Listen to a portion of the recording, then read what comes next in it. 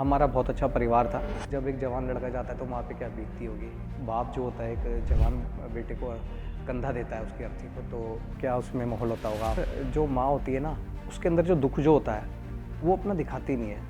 Doctor ने क्या बताया कि इन्हें लंग कैंसर है, तो हमने भी पूरी जान लगाई कि ज़्यादा से ज़्यादा टाइम तक सर्वाइव कर सकें। कीमो के अंदर उनके पूरे बाल चले गए थे। उसी शादी के जोड़े में आईसीयू में मम्मी से मिलने गए। एक सपना था कि और अगर माँ चली आती ना तो पूरा परिवार जो है बिखर जाता है। मैं टेंशन में रहने लग गया सर। पापा भी परेशान होते थे कि अगर आदमी वाइफ की साइड लेता है तो सब लोग उसे कहते हैं जोरू का गुलाम। फिर क्या था, मैं अलग रहने लग गया, बट मम्मी भी चली गई, भाई भी चला गया, पापा भी चले गए। बच्चे को हथियार की तरह यूज़ करती हैं सर आजकल लेडीज़। मैं बेटी को बहुत मिस करता हूँ। जॉब में भी ध्यान नहीं लगता है आजकल ना। आदमी सुसाइड बहुत कर रहे हैं। कोर्ट भी विजिटेशन राइट देता है और कहीं कहीं कस्टडी राइट और शेयरिंग कस्टडी का भी राइट देता है। मैं भी आंसू अपने रोक के बैठा हूँ। अगर मजबूत नहीं बनूंगा तो दुनिया खा जाएगी सर। हेलो दोस्त, मेरा नाम है विशाल और आप देख रहे हो द लाइफ स्टोरी पॉडकास्ट। अगर आप इस चैनल पे नए हो तो प्लीज़ चैनल को सब्सक्राइब कीजिएगा। और आज की कहानी मैं आपको बताता हूँ कि अपने आज जो गेस्ट है उनका स्टोरी ऐसा है कि एक तो उनको अपनी यंग एज में अपने सपने किसी कारण छोड़ने पड़े। एक फैमिली का टेंशन रहता है या फैमिली की रिस्पॉन्सिबिलिटीज़ रहती है, उसके वजह से उनको अपना करियर छोड़ना पड़ा। काफ़ी कुछ चीज़ें हुई। जब इन्होंने खुद को संभाला उसके बाद बारी आती है डिस्प्यूट की। तो उसमें भी क्या होता है कि उनको अपने बच्चों से मिलने नहीं दिया जा रहा है।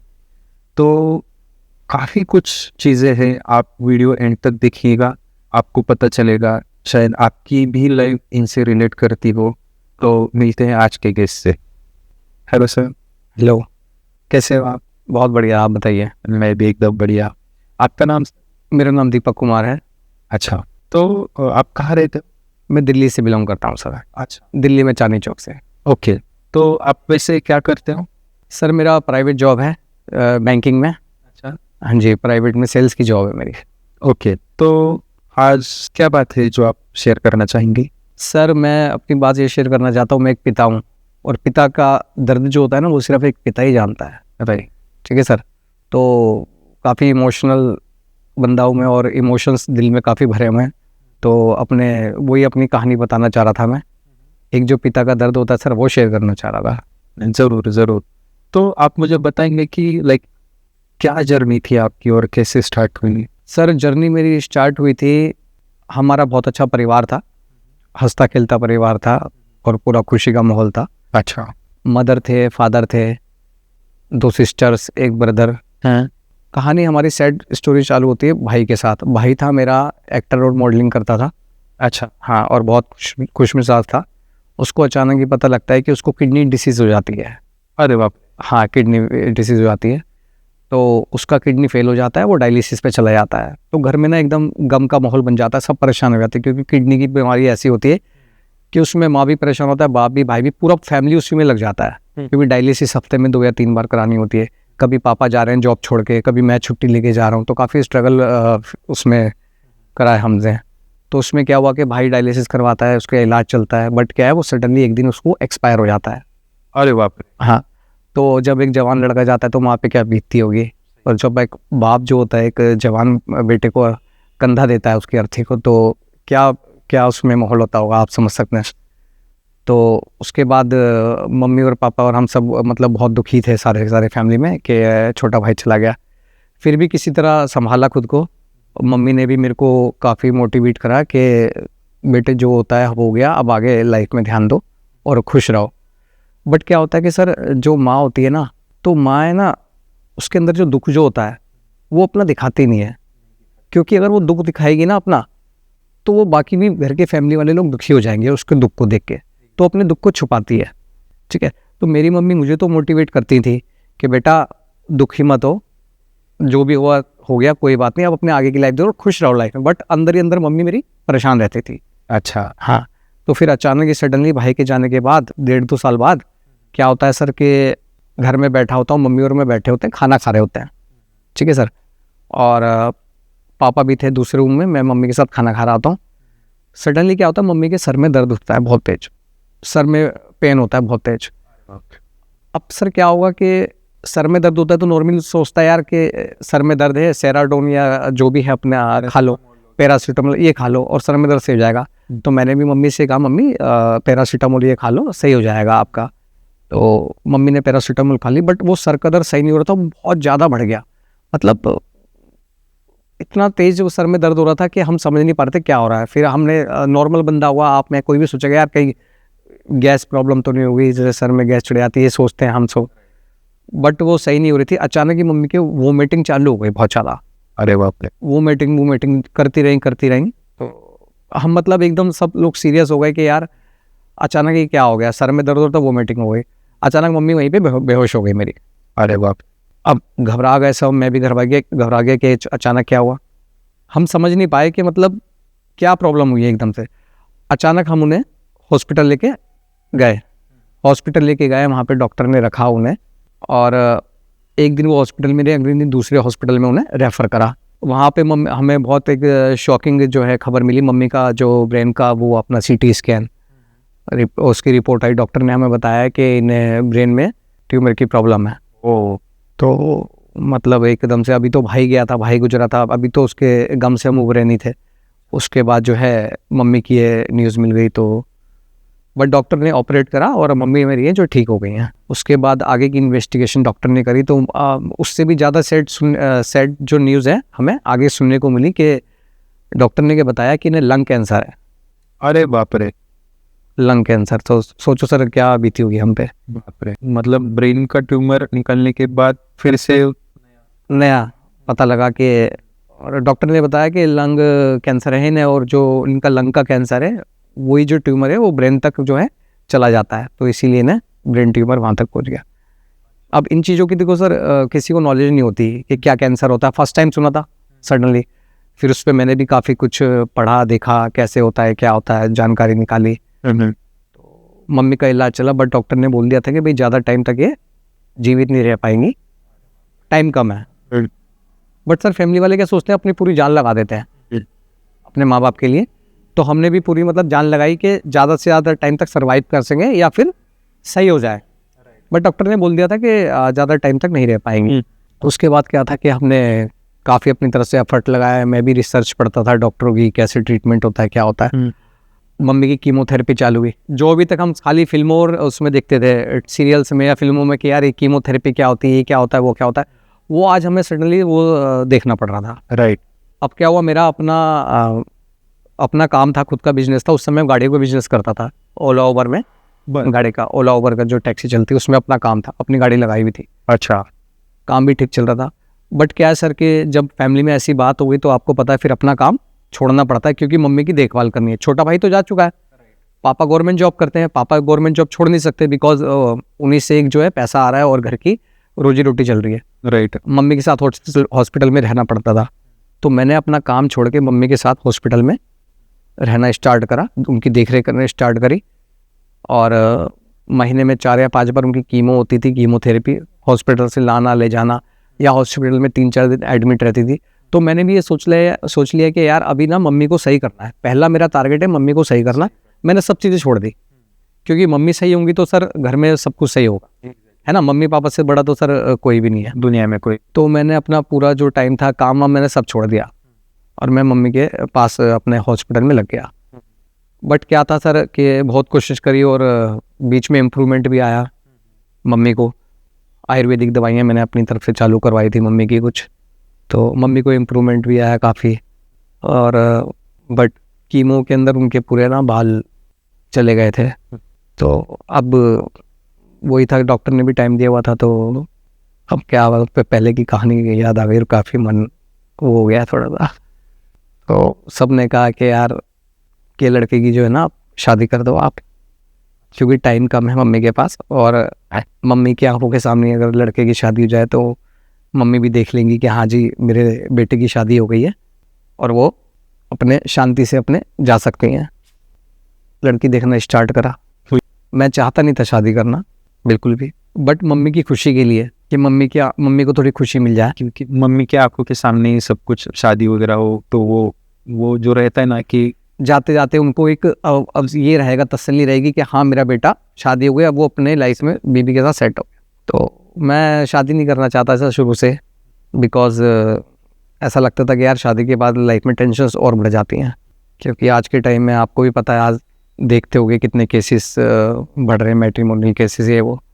तो यही डर लगा रहता था कि यार मेरे हिसाब से आजकल 10 में से एक ही वाइफ मुश्किल से अच्छी होती होगी शायद, जो सपोर्ट करती है हस्बैंड को।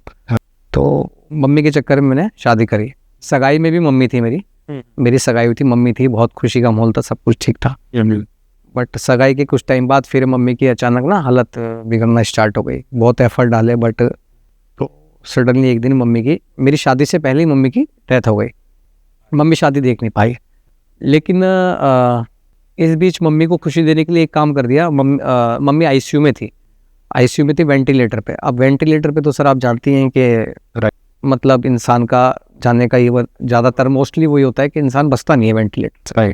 तो सर हमने क्या करा कि जो लड़की हमने देखी थी जिससे सगाई हुई थी, तो उनके मम्मी पापा से हमारी बात हुई, तो हमने मंदिर में शादी करी। और उसी शादी के जोड़े में लड़की और मैं जो था आईसीयू में मम्मी से मिलने गए।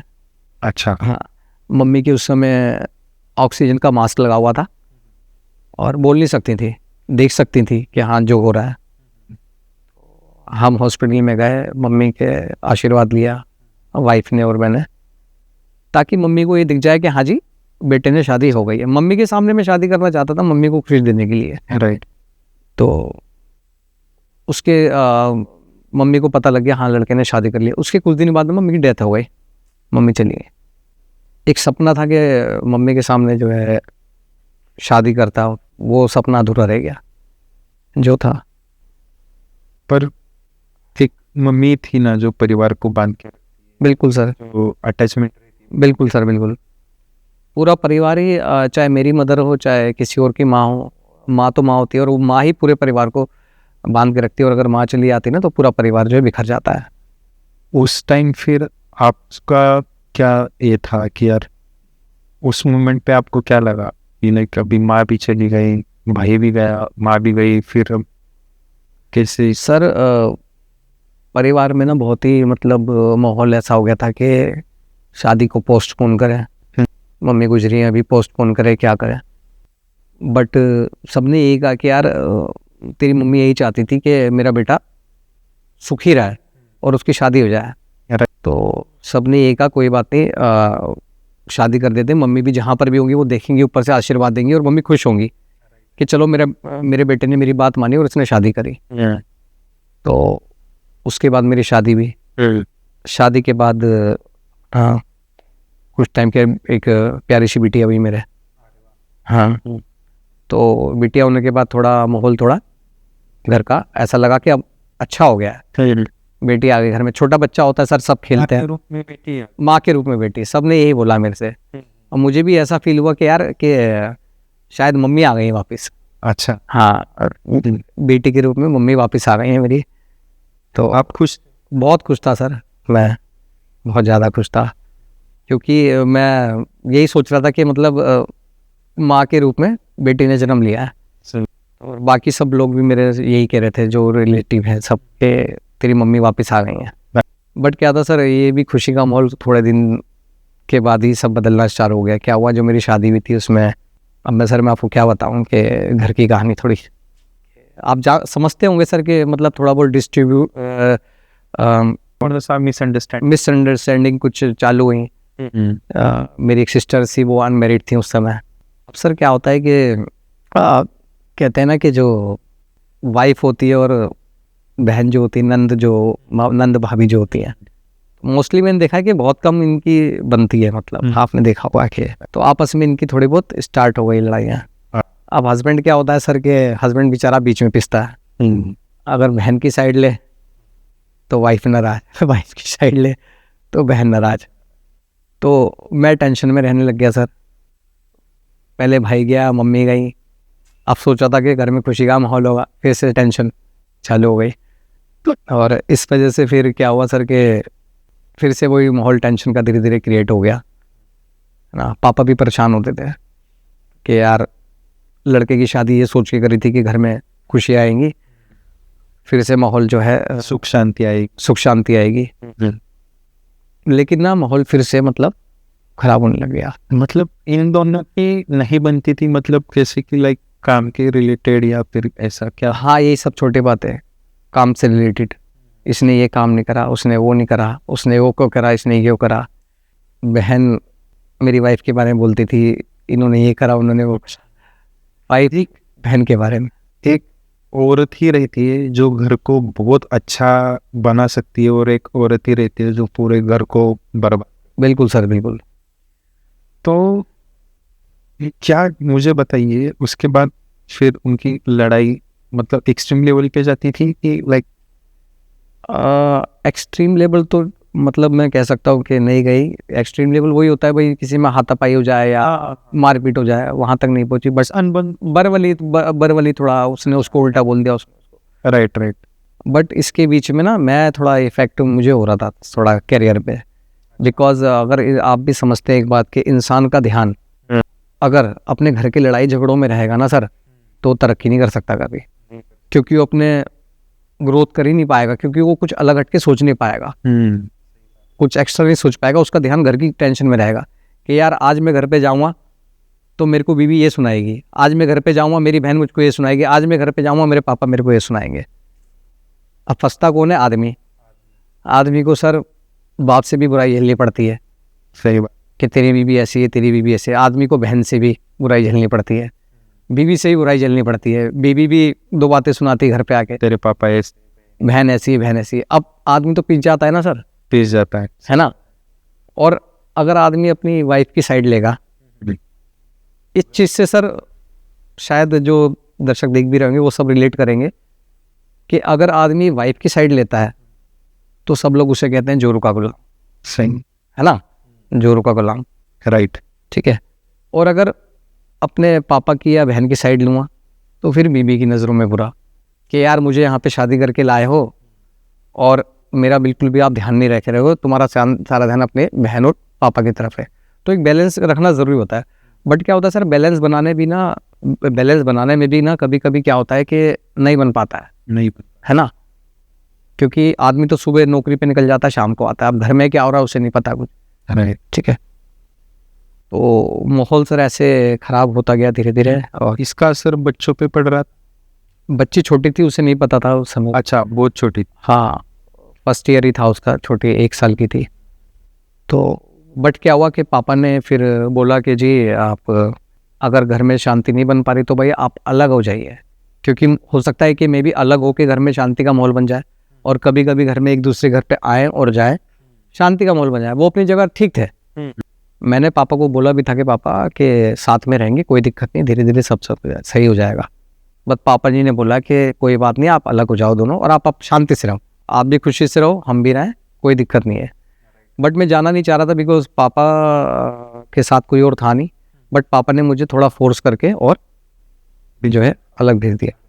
हाँ, फिर क्या था, मैं अलग रहने लग गया। बट पापा के साथ बातचीत रहती थी, आता था जाता था। फिर सर वही था कि अब मैं अपनी वाइफ के साथ अलग हो गया तो फिर तो घर में शांति होनी चाहिए थी ना सर। एग्जैक्टली। बिकॉज लड़ाई क्यों थी पहले? पापा और बहन के चक्कर में लड़ाई थी। राइट। बहन गलत है, बहन ये करती है, बहन वो करती है, पापा ये करते हैं, पापा वो करते हैं। अब वो अलग हो गए, फिर तो लड़ाई सारी खत्म हो जानी चाहिए। खत्म। बट अलग होने के बाद भी सर वो लड़ाइयाँ खत्म नहीं हुई। अरे बाप रे। और लड़ाइयाँ और उल्टा बढ़ गई। कैसे क्या?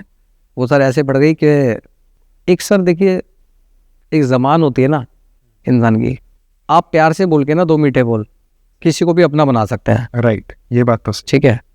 और उसी ज़बान से आप कड़वा बोल के जो आपका करीबी है उसे भी आप दूर कर सकते हैं। ठीक है। तो इससे बहुत फ़र्क पड़ता है। तो सिर्फ एक लैंग्वेज और ज़बान का फ़र्क था। कमी हर किसी में होती है, मुझ में भी कुछ कमी होगी, ऐसा नहीं है सर, ताली दोनों हाथों से बजती है। बट मैं वाइफ को काफ़ी समझाता था कि आप थोड़ा आराम से और थोड़ा रिस्पेक्टफुली बात कीजिए। बट क्या था कि वो भी वाइफ भी थोड़ा अपने घर वालों की तरफ ज़्यादा अटैच थी, मैंने देखा। ये बात तो फैक्ट है, आप भी समझते होंगे। शादी के बाद भी अगर लड़की अपने घर वालों से कुछ ज़्यादा ही अटैच होगी, अटैच होना बुरी बात नहीं है सर, बट एक लिमिट, अगर ज़्यादा ही अटैच होगी तो फिर घर में लड़ाई झगड़े होंगे। ये बात तो बिल्कुल सही। एंड मैं ये नहीं कहता कि ना मिलो अपने मम्मी पापा से या बात ना करो, बट अपने ससुराल वालों को छोड़ के अपने घर वालों को ज़्यादा ध्यान देना, तो उससे भी सर घर खराब होता है। खराब होता जैसे हर बात छोटी छोटी अपने घर पे बताना, बार बार फ़ोन करना, आज ये हुआ, आज वो हुआ, आज वो हुआ। और जो ससुराल वाले होते हैं उनका अगर इंटरफेयर ज़्यादा होता है, वो भी सर एक मेन रीज़न है आजकल के टाइम में जो भी आजकल मैट्रिमोनियल डिस्प्यूट हो रहे हैं। क्योंकि जब हमारे मम्मी पापा थे, आपके मम्मी पापा में, उस टाइम में एक माहौल अलग था सर, है ना। उस समय क्या होता है कि लेडीज़ थोड़ा बात भी मानती थी, है। बड़ों का सम्मान करती थी। बट ना आज सर ना थोड़ा ये बात आप समझते होंगे कि थोड़ा कल्चर बदल रहा है। बदल रहा है, एग्जैक्टली। लड़की ससुराल में आती है पर रहती वो मतलब अपने मायके ही, मतलब वो सब बिल्कुल बिल्कुल, उससे अटैचमेंट रहता है। उनसे ही अटैचमेंट। हाँ। चलो, अटैचमेंट बुरी चीज नहीं है, हाँ हाँ हाँ, बिल्कुल। पर इसका मतलब ये नहीं है कि आप जिनसे आपने रिश्ता बनाया है तो उनसे भी थोड़ा सा बढ़ाना पड़ेगा। मतलब देखो, मैं ये नहीं बोलता कि हर एक लड़की वैसे गलत हो सकती है, बिल्कुल बिल्कुल मतलब इतना है कि ये रिश्ते अंडरस्टैंडिंग से बनते हैं। बिल्कुल बिल्कुल। अगर वो अंडरस्टैंडिंग तो एक दिन में आएगी नहीं, उसको टाइम लगेगा, ये ऑब्वियस सी बात है। तो मुझे भी यही लगता है कि लाइक मतलब जैसे मर्द को अगर दोनों तरफ से अगर हेडेक है या फिर बातें सुननी पड़ती है, तो लेडीज ने भी उतना समझना चाहिए कि मुझे लगता है ससुर वाले भी उतने ही अपने जितने के अपने। बिल्कुल सर। और मेन बात ये कि अब सपोज करो कि एक इंसान है, कुछ टाइम पहले उसका भाई गया है, कुछ सालों पहले, फिर उसके बाद मदर चली गई, तो वो इमोशनल कितना खाली होगा, राइट। कितना दुखी होगा अंदर अंदर।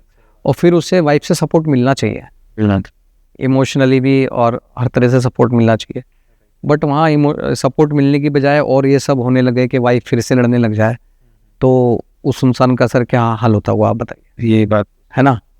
तो फिर सर लड़ाई होने लग गई। फिर अपना कुछ टाइम बाद पापा भी बीमार हो गए, पापा को लीवर की प्रॉब्लम हो गई। पापा को हॉस्पिटल में दिखाया, पापा का इलाज हुआ, चला इलाज पापा का, और पापा के साथ भी हॉस्पिटल आना जाना, सब कुछ देख रेख सब कुछ करता था। दोनों तरफ ही बैलेंस बना के चल रहा था, वाइफ की तरफ भी और पापा की तरफ भी, दोनों तरफ। तो सडनली एक बार क्या होता है, अभी कुछ सालों पहले पापा की भी डेथ हो गई। अरे बाप रे। हाँ, बिकॉज उन्होंने लीवर ट्रांसप्लांट के लिए बोला था, तो वो हो नहीं पाया किसी इशू से, क्योंकि उनकी एज ज़्यादा हो गई थी। अच्छा। तो अब तो देखिए कि मम्मी भी चली गई, भाई भी चला गया, पापा भी चले गए, एक बहन बची, मैं और वाइफ, 3 जने बचे। हाँ। अब इसमें भी मैं समस्या में घिर गया कि बहन और बीबी की बिल्कुल बनती नहीं है, दोनों में 36 का आंकड़ा। कहते हैं ना सर कि एक म्यान में 2 तलवारें नहीं रह सकती, तो वही सीन है। मैं समझ लो म्यान में वो 2 तलवारें हैं एक म्यान में 2 तलवारें नहीं रह सकती। नहीं रे। हाँ, तो अब बहन जो है अपना, बहन अपने बड़ी बहन के चली गई वहाँ पे, वहीं पे वो अपने रह के जॉब कर रही है, सब कुछ कर रही है। हम वाइफ और मैं अकेले रह रहे हैं, फिर भी वाइफ का क्लेश खत्म नहीं हुआ है, छोटी छोटी बातों पे लड़ना। और जो सेल्स का बंदा होता है ना सर, मेरी सेल्स की जॉब है बैंकिंग में, बहुत ज़्यादा प्रेशर रहता है ना। बॉस की भी सुबह सुबह सुननी पड़ती है, टारगेट, लोगों को कन्विंस करना, समझाना, मनाना। आज किसी से मीटिंग है, कल किसी से मीटिंग है, राइट। और टारगेट नहीं पूरे होते तो सर सुबह भी बॉस की सुननी पड़ती है, शाम को भी सुननी पड़ती है ना सर। एग्जैक्टली। और सेल्स में सर क्या होता है कि अगर कोई इंसान कितना भी शेर आदमी हो, जो किसी की ना सुनता हो, लेकिन नौकरी के चक्कर में सुनना पड़ता है, ये तो है ना सर। तो वहाँ से टेंशन नौकरी की, टारगेट, और यहाँ पे घर पे आती फिर कलेश, सुबह कलेश, शाम को कलेश। तो इस चक्कर में मैं फिर आगे ग्रोथ नहीं कर पा रहा था लाइफ में, कुछ अलग हटके कुछ नहीं कर पा रहा था। तो अब क्या हुआ सर कि इन्हीं लड़ाइयों के चक्कर में कई बार हमारे बीच में वाइफ के चक्कर में लड़ाई हुई, वाइफ के घर वाले भी आए, सब ने मिल के समझाया भी कि आपस में मिल के रहो, लड़ाइयाँ मत करो। कलेश का रीजन ये भी हो सकता है आप कुछ ड्रिंक वगैरह ऐसा, मतलब आपसे भी कुछ गलती होती थी या फिर ऐसा कुछ था क्या? सर बिल्कुल आपने सही बोला। देखिए, ड्रिंक में नहीं करता था, अच्छा। ठीक है, मैं ड्रिंक्स के सब खिलाफ था, नहीं था। अच्छा। अब क्या हुआ सर, देखिए इंसान की लाइफ में जब बहुत ज़्यादा टेंशन बढ़ जाती है ना, तो अच्छा खासा इंसान भी ना ड्रिंक करने लग जाता है। आज तक तो सिर्फ देखा सुना था कि भाई टेंशन में इंसान ड्रिंक कर लेता है। तो मैंने भी कभी कभार, जैसे महीने में 1 या 2 बार, जैसे ऑफिस में बैठे हैं तो थोड़ा बहुत कर लिया। ऐसा नहीं कि बहुत ज़्यादा, कि घर कभी कभार, महीने नहीं, डेली नहीं, महीने में 1 या 2 बार, वो कभी कभी तो 3-4 महीने भी नहीं होता था, राइट। ओकेजनली। वो भी जब दिमाग में बहुत ज़्यादा टेंशन हो जाती है यार कि काम की टेंशन है, घर की टेंशन, उस चक्कर में थोड़ा था। और मेरे को लगता है सर कि जितने भी लोग, बहुत सारे लोग पीते हैं, जो पहले नहीं पीते बाद में पीना स्टार्ट करते हैं, तो वो भी किसी टेंशन की वजह से ही पीते होंगे सर। ये बात तो, क्योंकि यार इंसान को ना कोई सहारा नहीं मिलता उसके अलावा, फिर कोई वहाँ से वाइफ का सहारा नहीं है, परिवार वालों का सहारा नहीं है, फिर इंसान उसी चीज़ में अपना सहारा ढूंढता है। बट सर ये चीज़ गलत है। मैं कहूँगा कि कभी भी इस चीज़ को मैं बढ़ावा नहीं दूंगा कि आप जितने भी दुखी हो दारू को, मतलब दारू का सेवन ना करें, दारू को में मत पिएं बिल्कुल भी, है ना, गलत चीज़ है। एक सर थोड़ा सा पैसों का भी मुद्दा था। पैसों का मुद्दा ये था कि प्राइवेट नौकरी है, इतनी सैलरी होती नहीं है, ठीक है, और प्राइवेट नौकरी में ऐसा होता है कि परफॉर्मेंस अच्छा नहीं हुआ तो आपको निकाल भी देते हैं, तो या आपको बोलते हैं कि आप जॉब चेंज कर रही, ठीक है।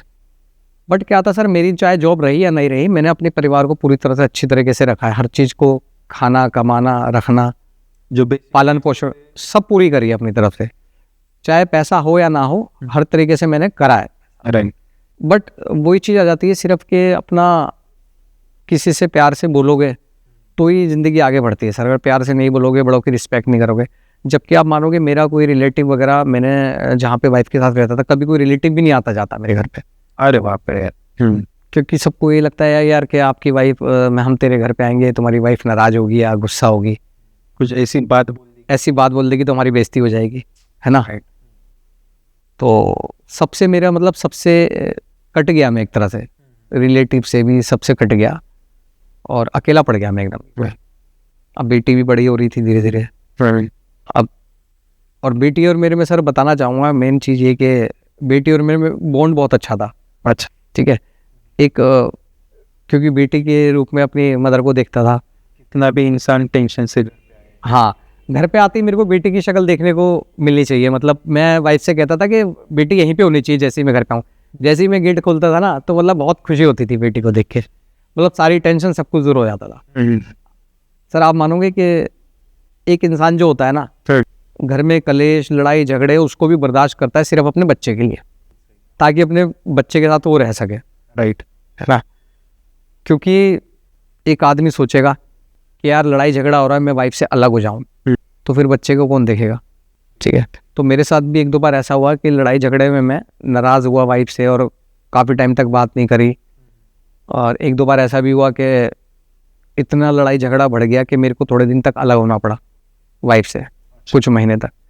लेकिन फिर वही बेटी के बारे में सोच के फिर मैं वापस आ गया। ये मर्द का दिल बहुत ऐसा नाजुक रहता है वो। बिल्कुल सर। मतलब और सोचिए, माँ भी नहीं है, पापा गए, भाई भी नहीं रहा, अभी फैमिली अभी कोई नहीं है, और सिर्फ अभी उसमें सिर्फ बेटी है, एक जो बाबा अपना बेटी है, सहारा है, जिससे अपन बहुत प्यार बिल्कुल। करते हैं। तो वही चीज़ है, इंसान जब थक के आएगा तो बेटी को ही देखेगा, बेटी को ही देखेगा। वो एक सुकून रहता है ना। बिल्कुल सर, बहुत ज़्यादा। अब लगा लो सर कि बीच में जब कभी लड़ाई होती थी, अलग होता, तो बेटी की बहुत याद आती थी। हाँ। मतलब रात को भी अगर पड़ोस में किसी के बच्चे की आवाज़ सुन रहा हूँ तो बेटी की याद आ रही है, कोई वीडियो की रील देख रहा हूँ तो बेटी की याद आ रही है, और बेटी को भी आती हुई याद है कि पापा कहाँ गए या। बट सर एक चीज़ मैं कहना चाहता हूँ आज आपके माध्यम से कि, और सभी मैं जितनी भी माताएं हैं उन्हें से भी कहना चाहूँगा, जितनी भी माँ है, कि कभी सर कितनी भी लड़ाई हो आपस में मियाँ बीवी की, बच्चों को कभी बीच में नहीं लाना चाहिए। बच्चों का क्या कसूर है। मैं कहता हूँ कि हस्बैंड वाइफ में लड़ाई हुई, हो सकता है कि माँ गलत हो, अगर माँ गलत है तो भी बाप को हक नहीं है कि माँ को, बच्चे को माँ से मिलने के लिए रोके, और अगर बाप भी गलत है कहीं पे तो माँ को यह हक नहीं है कि बाप को रोके बच्चे से मिलने के लिए। राइट। बच्चे पे तो दोनों का हक है ना। छोटा बच्चा है सर, उसे नहीं पता कि मेरे मम्मी गलत है या मेरे पापा गलत है ना, उसे तो दोनों को ही प्यार चाहिए। और एक माँ से बच्चे को बहुत कुछ सीखने को मिलता है, तो सर बाप से भी बहुत कुछ सीखने को मिलता है। एग्जैक्टली, बच्चे ना ढूंढते रहते हैं प्यार के लिए, तरसते हैं बच्चे। अब क्या है सर, मैं ही बेटी के साथ जाता था पार्क में, उसे पार्क में झूले वगैरह झुलाता था काफ़ी, और खेलता था मैं उसके साथ, और मतलब डेली शाम को पार्क जाना, तो वो भी कितना मिस करती होगी, है ना। बट वो कह नहीं सकती, अगर वो कहेगी तो मम्मी उसे डांट लगा देगी कि चुप हो जा, शांति से बैठे एक तरफ, तेरा बाप बेकार है ना सर। यही होता है सर आजकल के मतलब के मियाँ बीवी की लड़ाई में बच्चे को बीच में लाया जाता है और बच्चे की नज़रों में बाप को बुरा बनाया जाता है बराबर। है ना सर। जबकि बाप का कोई कसूर नहीं होता, बाप तो बेटी को उतना ही प्यार करता है ना। तो बाप बेटी का बॉन्ड सर बहुत ही मतलब दुनिया में सबसे अनमोल होता है सही ना। लड़की जितनी माँ से अटैच नहीं रहती उतनी बाप से रहती है।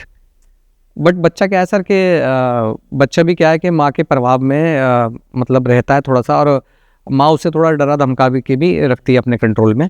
वो घर में ऐसा इन्वायरमेंट ही बनाती होगी कि लाइक मतलब बाप लाइक विलन। हाँ बिल्कुल बिल्कुल, एग्जैक्टली। मतलब बाप अच्छा हो बुरा हो कैसा भी हो, मतलब तुम्हारी लाइफ से वो बाप ऐसा वर्ड आना ही नहीं चाहिए। कुछ कुछ हमने भी देखा है कि लाइक कुछ कुछ माएँ इतनी कठोर रहती है कि लाइक बाप मतलब उनको मतलब शैतान के जैसे उनको ट्रीट करते हैं, बिल्कुल भी मिलने नहीं देते। और एक तो ये हो गया बाप से नहीं मिलने दे रही, और साथ ही साथ मतलब बाप की तरफ के साइड के जो रिलेटिव्स हैं ना, उनके बारे में भी बच्चे को नहीं बताते। बच्चे को नहीं पता होता कि मेरी बुआ कौन है, मेरे दादा दादी कौन है, या और चाचा चाची हैं और रिलेटिव्स हैं। बट जो वाइफ की साइड के रिलेटिव्स होंगे उनके बारे में बच्चे को सब पता होगा। कि काफ़ी मतलब हर एक फैमिली में as a we are Indian कि हर एक फैमिली में ऐसा ही होता है कि लड़की सिर्फ अपने मायके की सब रिलेटिव सबके बारे में बोल देगी। मतलब पापा के घर का मतलब बहुत कॉमनली लाइक बुआ वगैरह हो वहां तक ही रिश्ता होता है, बाकी किसी का कुछ पता ही नहीं रहता। किसी का कुछ नहीं पता होता उसे, ये होता है। ये पता नहीं क्यों है सर ऐसा, बट हर लेडीज़ को भी सोचना चाहिए कि यार कल को आपके घर में भी आपके भाई की बहू आएगी और वो भी ऐसा व्यवहार करे तो कैसा लगेगा, है ना। क्योंकि अगर आपके जो भाई होगा उसकी जो वाइफ आएगी, अगर वो भी खाली अपनी नाना नानी को ही पूछे और दादा दादी को ना पूछे तो कैसा लगेगा, है ना। तो दोनों की तरफ से ही प्यार सर होना चाहिए बच्चे का। मतलब लड़की के घर वालों के जो है उस साइड भी प्यार होना चाहिए, और जो फादर है उसके घर वालों की तरफ भी, दोनों की तरफ बराबर का प्यार होना चाहिए सर, है ना सर। मेरी काफ़ी मतलब अभी डिस्प्यूट चल रहा है वाइफ के साथ, और डिस्प्यूट भी सर मैं आपको बताऊं आजकल ना ईगो प्रॉब्लम बहुत बढ़ गई है। आप मेरी बात से एग्री करेंगे, राइट। एक ईगो प्रॉब्लम हो गई है कि अगर इंसान से कोई गलती हो जाए, लड़ाई झगड़ा हो जाए, तो एक दूसरे को सॉरी बोल देता है, बात खत्म हो जाती है। बट आज के टाइम में सर ईगो प्रॉब्लम इतनी बढ़ गई है कि अगर आपकी वाइफ के साथ लड़ाई हो रही है, हस्बैंड वाइफ की, तो एक दूसरे को सॉरी बोलने में भी इनको उनकी ईगो हर्ट होती है। सपोज मेरी आपसे ही लड़ाई हो जाती है किसी बात पे, यार क्या मुझे लगता है यार मैंने आपके साथ गलत करा, तो मैं अगर बोल दूँ आपसे कि यार सॉरी भाई गलती हो गई यार, चल आगे से नहीं होगा, चल ठीक है, हाँ राइट, तो आपका भी रिस्पॉन्स रहेगा चल कोई बात नहीं, ठीक कोई बात है ना, उधर के उधर ही खत्म हो जाती है बात। खत्म हो जाए। अब क्या होता है सर कि लड़ाई होती है हस्बैंड वाइफ की आपस में, और ऐसा होता है कि हस्बैंड अपनी तरफ से सॉरी बोलते कि यार गलती हो गई चल छोड़ आगे से नहीं होगा। लेकिन अगर वहीं अगर वाइफ की गलती है, वाइफ ने कुछ हस्बैंड को उल्टा सीधा बोला, है ना, कुछ बोल दिया, तो हस्बैंड भी तो एक्सेप्ट करेगा ना कि यार ये भी मेरे से सॉरी बोले, या एक बार बोले कि यार चल गलती हो गई और सब ठीक हो जाएगा। चलो सॉरी नहीं भी बोला तो आगे से ऐसा होगा नहीं, ये बोल ये बात छोड़ दो, चलो उधर उधर रहने दो। सॉरी तो अपन एक्सपेक्ट कर नहीं सकते हैं। सही कहते हैं, आजकल की लेडीज से नहीं कर सकते, सही बात है। और उल्टा उन्हें मनाना पड़ता है, मनाना पड़ता है। चलो मनाना अपना हक है, पर उनका भी मनना थोड़ा सा बनता है, क्योंकि हर कोई वो फेज में नहीं रहता कि अपना दुख मतलब सहन करके आपको मना ले, इतना भी कोई स्ट्रांग नहीं रहता। फिर भी मर्द कोशिश करते हैं कि कम ज़्यादा से ज़्यादा खुश रखने की, पर एक्सपेक्टेशन बियॉन्ड जाती है तो तब बहुत सारी चीज़ें ये होती है। अब अगर मैं कहता हूँ सर सबसे कि अगर आपस में आप हस्बैंड वाइफ की लड़ाई हो रही है, एक दूसरे को सॉरी बोल दो जिसकी भी गलती है, और प्यार से बोल दो, सॉरी बोल दो, और बोलो भाई ये गलती नहीं होगी, कोई बात नहीं, मिलजुल के रहते हैं, तो लड़ाई वहीं पे ख़त्म होने के चांस रहते हैं। बट क्या होता है कि वाइफ भी मुंह बना लेती है, हस्बैंड भी मुंह बना लेता है, दोनों मुंह बना लेते हैं और अपना ठीक है। फिर आप मतलब जैसे कि आप दोनों की लड़ाई झगड़ा होता था, आप बाहर रहते थे, आप बेटी आपको मिस भी करती होगी, उसके बाद फिर अब सर यही मैं बताना चाह रहा हूँ आपको कि मैं अभी मैं थोड़ा अलग रह रहा हूँ, ठीक है, कुछ डिस्प्यूट थे आपस में, लड़ाई झगड़े, और इन चक्कर में मैं थोड़ा अलग रह रहा हूँ। और मेन चीज़ सर ये कि अगर डिस्प्यूट ज़्यादा बढ़ जाते हैं हस्बैंड वाइफ में तो मामला कोर्ट की तरफ जाता है, ठीक है। बट मैं नहीं चाहता कि कोर्ट की तरफ कोई भी फैमिली जाए, आपस में ही बैठ के मामले को सुलझाना चाहिए। एग्जैक्टली, ये बात आपने बहुत सही ना, जितना घर में आपस में बैठ के बिल्कुल बात सुलझा सकती है सुलझा ले, क्योंकि पुलिस कोर्ट ये सिर्फ नाम के है, वही होना है जो घर पे बैठ के हो सकता है।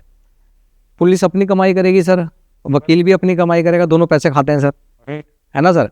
और ऐसा नहीं कि आदमी के से ही पैसे खाएगा, जो लड़की के पक्ष, लड़की की साइड के उनसे ही पैसे खाते हैं सर। हाँ बिल्कुल, पैसा भी दोनों का लगेगा, कोर्ट के चक्कर भी दोनों के लगेंगे, टाइम जाता है, टाइम भी जाता है, ठीक है।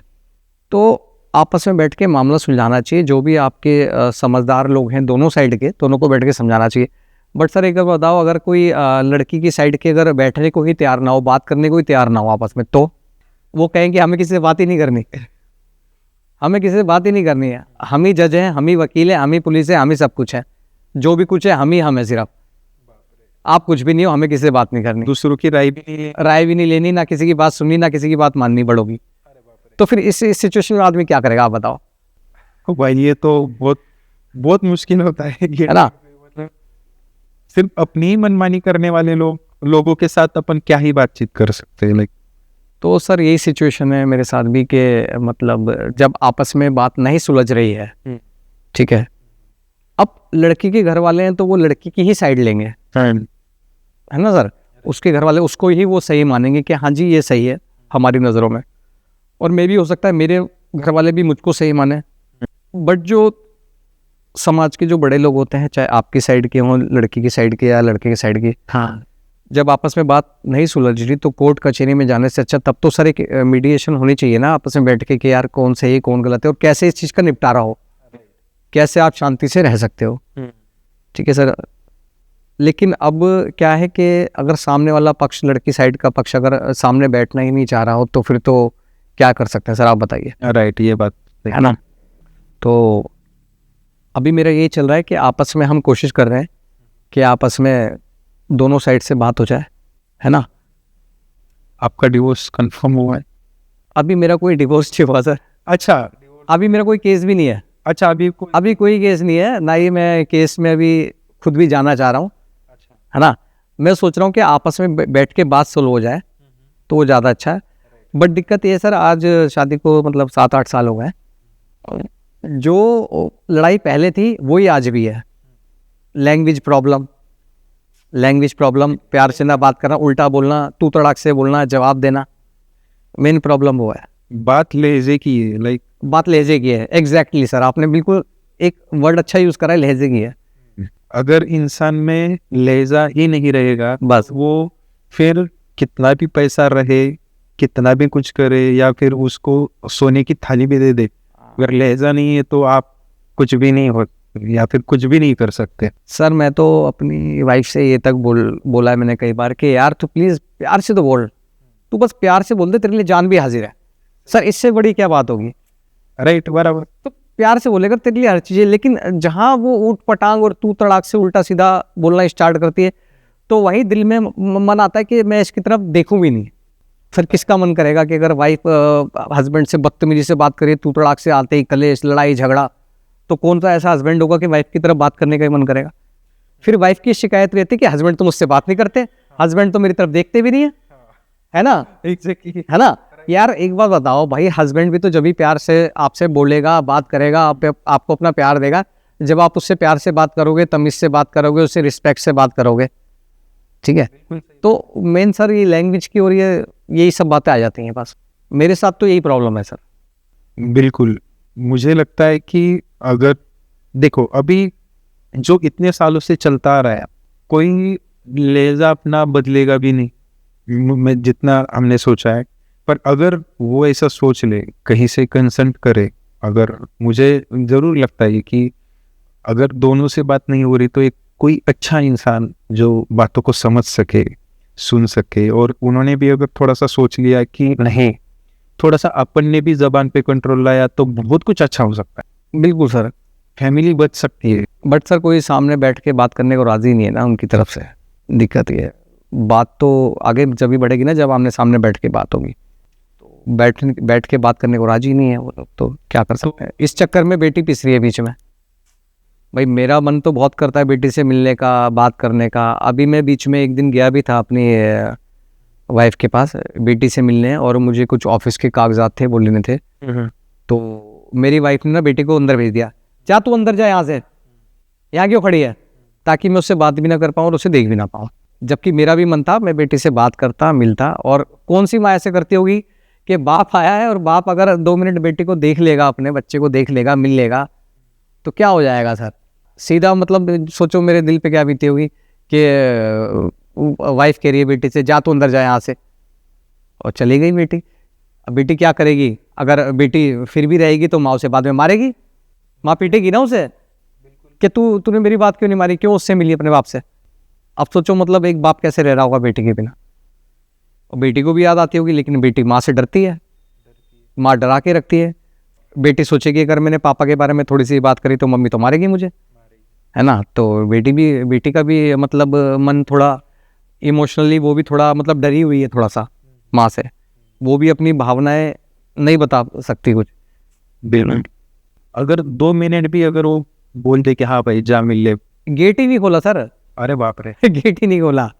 मतलब मैं गया कुछ जो मेरे जो पेपर्स थे उसको बालकनी से पकड़ा दिया, ऐसे हाथ लटका के, ऐसे लंबे हाथ करके कि ये लीजिए अपने पेपर और जाइए यहाँ से, आपके लिए कोई गेट नहीं खुलेगा। ये तो यार आप मतलब आप ऐसा है कि आपने एक तरह से ऐसी सजा दी है एक मर्द को, एक बाप को, एक लड़के को, कि वो बंदा कहीं का नहीं छोड़ा वो बंदे। बच्चे को हथियार की तरह यूज़ करती हैं सर आजकल लेडीज़ है, और सोचती हैं कि जो आदमी है उसको मैं किस तरह से टॉर्चर करूं, किस तरीके से मैं टॉर्चर कर सकती हूं बच्चे को हथियार बना के। तो ये चीज़ बहुत गलत है। आजकल इतना माइंडसेट बना लिया है, मतलब हर कोई लेडीज़ नहीं होगी, पर कुछ लेडीज़ लोगों ने माइंडसेट बना लिया है कि मैं इसको टॉर्चर ही करूँ। बिल्कुल। इसको तकलीफ होगी तो मुझे अच्छा लगेगा, और उसको पता है कि इसको तकलीफ ऐसे होगी कि इसको बेटी से नहीं मिलने दूंगी, ये बेटी की याद में तड़पेगा, है ना, बेटी की याद में परेशान रहेगा, तो परेशान होगा। ये तो परेशान करती हैं उसे। मैं ये भी एक बात सुनना चाहूँगा कि उनको तड़पता हुआ देखना बहुत अच्छा, बहुत बढ़िया लगता है आप, क्योंकि आपकी ज़ुबान से बहुत अच्छा लगेगा।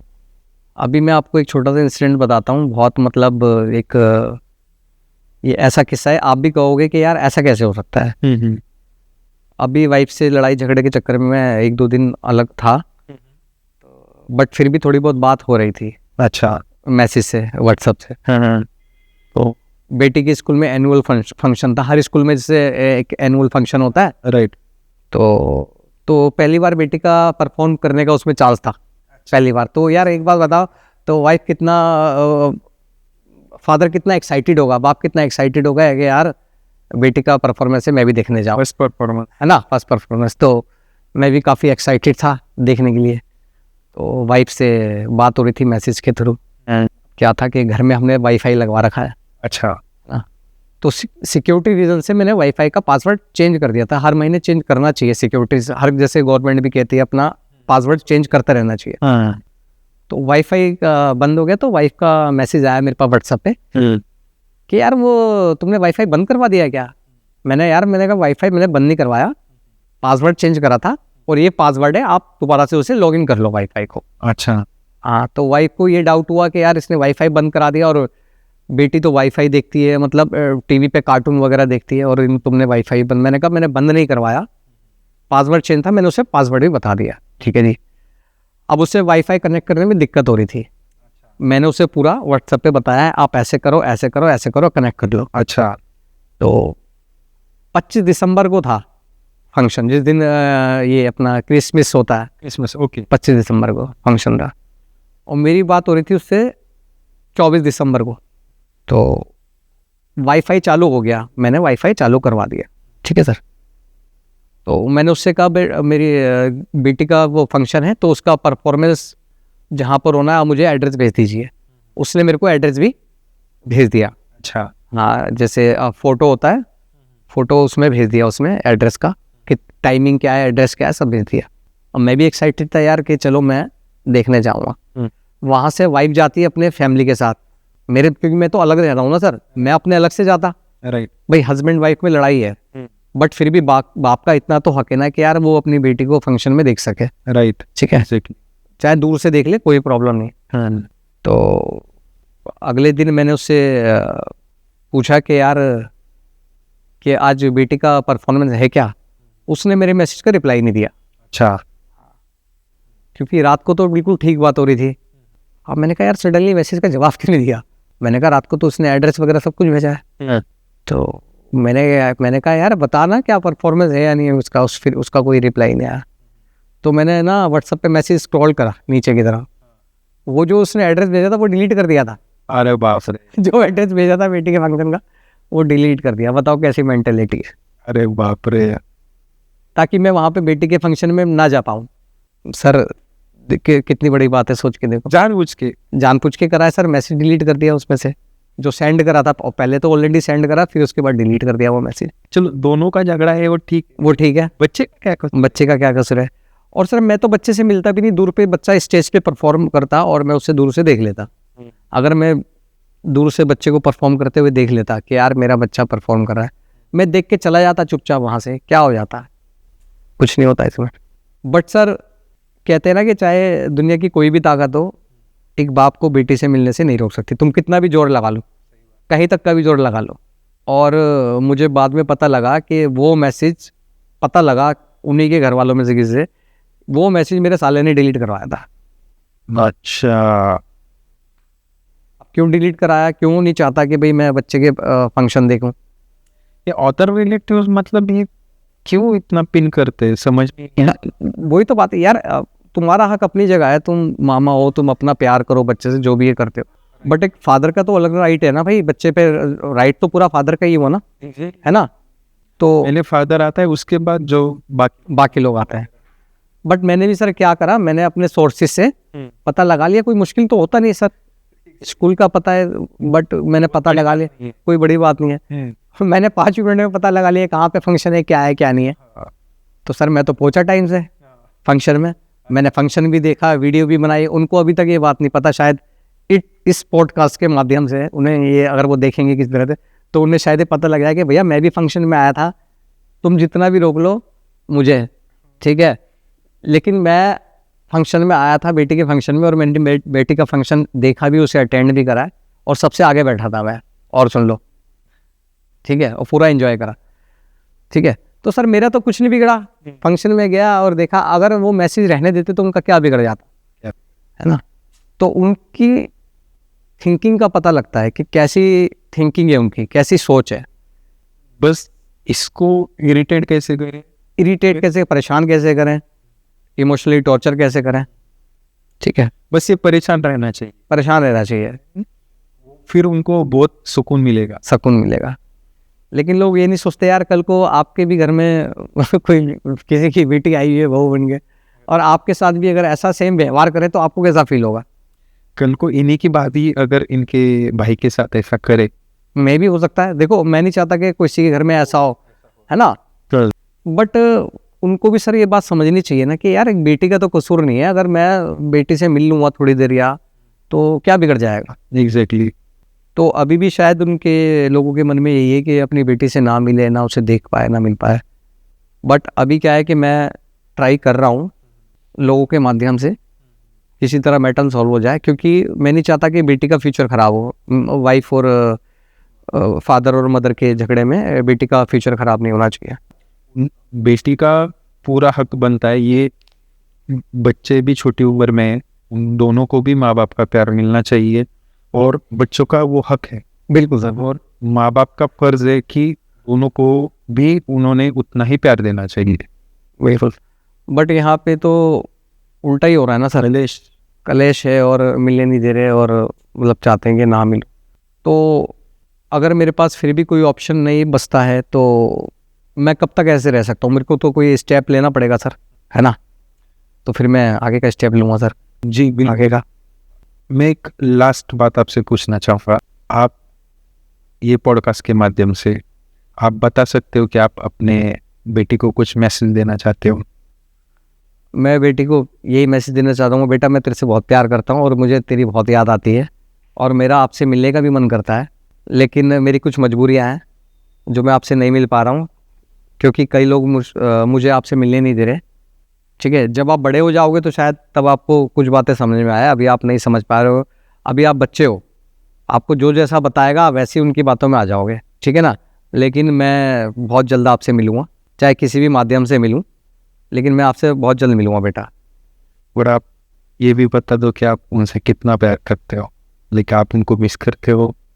मैं बेटी को बहुत मिस करता हूँ। ठीक है, सबसे अब बेटी तो ऐसा लाइफ में और कौन है, मतलब मैं तो उसी के बारे में सोचता रहता हूँ रात को दिन को, कहीं पे भी, यहाँ तक कि मेरा अपने जॉब में भी ध्यान नहीं लगता है। जब मैं जॉब करता हूँ उस पर भी मैं अपना पूरी तरह से कॉन्सेंट्रेट नहीं कर पा रहा हूँ, क्योंकि मेरा माइंड हमेशा वहीं पे घुमा रहता है कि बेटी कैसी होगी, क्या कर रही होगी, है ना। बेटी की मदर जो होती है वो मारती है बेटी को, तो फादर ही उसे प्रोटेक्ट करता है कि भाई तू उसे मत मार यार, छोड़ दे, चल बच्ची है ना।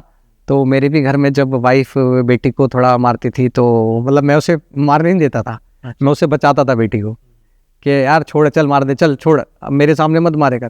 लेकिन अब कभी कभी मैं सोचता हूँ कि यार अब वो उसे मारती होगी तो उसे कौन आएगा बचाने के लिए। वो याद करती होगी मेरे को, हो सकता है बेटी याद करती हो कि यार मेरे पापा होते तो मुझे बचाते। ये शायद जो मेरी प्रॉब्लम्स है, शायद जो और भी लोग देख रहे हैं, काफ़ी सारे लोगों की ये समस्याएं होंगी, आपकी भी, कि अगर आपकी वाइफ से आपका लड़ाई झगड़ा है या प्रॉब्लम चल रही है लाइफ में, तो हो सकता है आपकी भी वाइफ ना मिलने देती हो आपके बच्चे से। तो मैं सबसे यही कहना चाहूँगा कि आप बिल्कुल भी हिम्मत मत हारिए, आपस में बातचीत के माध्यम से सुलझाइए मसलों को, समस्याओं का समाधान कीजिए, और फिर भी नहीं समस्याओं का समाधान नहीं होता तो लास्ट में फिर आप कोर्ट का सहारा लीजिए, मगर फाइट जरूर कीजिए, आपको छोड़ना नहीं है, आपको हिम्मत नहीं हारनी। ठीक है, और सर एक बात मैं और कहना चाहूँगा, आजकल ना आदमी सुसाइड बहुत कर रहे हैं। राइट, है ना, बराबर। बहुत। अतुल सुभाष का केस आपने सुना होगा, बहुत, है ना, इंडिया में वो। ठीक है, एक तो अतुल सुभाष है और ऐसे भी काफ़ी सारे केसेस आए दिन सुनने को मिल रहे हैं, आदमी सुसाइड कर रहे हैं। तो मैं कहना चाहूँगा भैया सुसाइड मत करो। ठीक है, आपके सुसाइड करने से ना आपकी फैमिली वालों को नुकसान है, आपकी वाइफ और उनके परिवार वालों को कुछ फर्क नहीं पड़ेगा, वो अपनी बेटी की कहीं और शादी करा देंगे। ठीक है, तो अपने आप को मोटिवेट करो, पॉजिटिव रखो।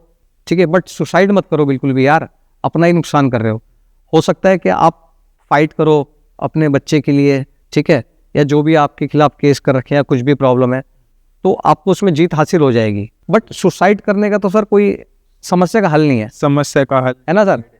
मैं नहीं सोचता कभी सर, बस फाइट करो, और आप तब तक फाइट करो जब तक आपको बच्चा नहीं मिले। बिल्कुल बिल्कुल। और ये ऐसे लोग, कुछ लोग रहते हैं कि जो बहुत एग्रेसिव रहते हैं, मतलब जो जिनको बात करने का भी तरीका नहीं रहता, उन लोगों का अपन कुछ भी नहीं कर सकते। वो तो अभी अभी आए, मतलब आपकी लाइफ में 4-5-6 साल आए होंगे, पर उससे में पहले आपकी फैमिली थी। बिल्कुल सर। आपके अपने इमोशन से किसी एक पर्सन के लिए अपनी लाइफ का ये डिसीजन लेना कभी भी मतलब गलत ही है। बिल्कुल। तो आज आप आए, बहुत अच्छा लगा, और मैं विश यही करूँगा कि आपको जल्द से जल्द आपकी बेटी मिले और आपको बेटी से मिलने दिया जाए, और हर एक फादर का वो हक है और उनको मिलना ही चाहिए। सिर्फ लॉज की वजह से अगर ऐसी चीज़ें हैं तो ये नहीं चलेगी, पहले चीज़ें थी पर अभी ये।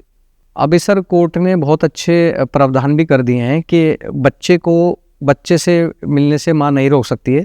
कोर्ट भी विजिटेशन राइट देता है और कहीं कहीं कस्टडी राइट और शेयरिंग कस्टडी का भी राइट देता है। शेयरिंग कस्टडी का मतलब होता है कि हाफ कस्टडी मदर के पास होगी, हाफ फादर के पास, कुछ दिन बेटी मदर के पास रहेगी, कुछ दिन फादर के पास, तो शेयरिंग कस्टडी का। और विजिटिंग राइट्स तो सर कोर्ट देती है, चाहे कुछ टाइम लग जाए लेकिन देती है, आपको फाइट करना पड़ता है ना। तो मैं सभी से कहना चाहूँगा कि अपने हक के लिए आप लड़िए और हिम्मत मत हारिए, बिल्कुल भी, सब कुछ ठीक होगा, ऊपर वाला सब सही करेगा। जी बिल्कुल। आप यहाँ पे आए और आपने अपनी बात रखी, और मैं खुद इतना इमोशनल हो गया आपकी बातों से कि लाइक मुझे मतलब आंसू आ रहे थे, पर मैं थोड़ा कहा। बिल्कुल सर, मैं भी आंसू अपने रोक के बैठा हूँ, मुझे भी काफ़ी अंदर से रोना आता है, बट अपने आप को मजबूत बना रखा है। अगर मजबूत नहीं बनूंगा तो दुनिया खा जाएगी सर, एग्जैक्टली, है ना। तो अपने आप को मजबूत बना रखा है मैंने भी। तो दोस्तों आज की स्टोरी आपको कैसी लगी आप प्लीज़ कमेंट्स करके बताइए। ऑब्वियसली ये बाप है, फादर है, और एक बहुत दिन की कोशिश रहती है कि बच्चे से मिला जाए, और वो दर्द एक मर्द ही समझ सकता है कि अगर मिलने नहीं दिया जा रहा है और ऐसी सब कुछ चीज़ें हो रही है तो बहुत बुरा लगता है। अगर इनके रिलेटिव्स में कोई सुन रहा है तो मेरी रिक्वेस्ट है, हम्बल रिक्वेस्ट है कि ऐसा ना करें, आपस की बात आपस में रखें, बाकी बच्चों पे इसका असर पड़ने ना दे। बस आज के लिए मैं इतना कहना चाहूँगा।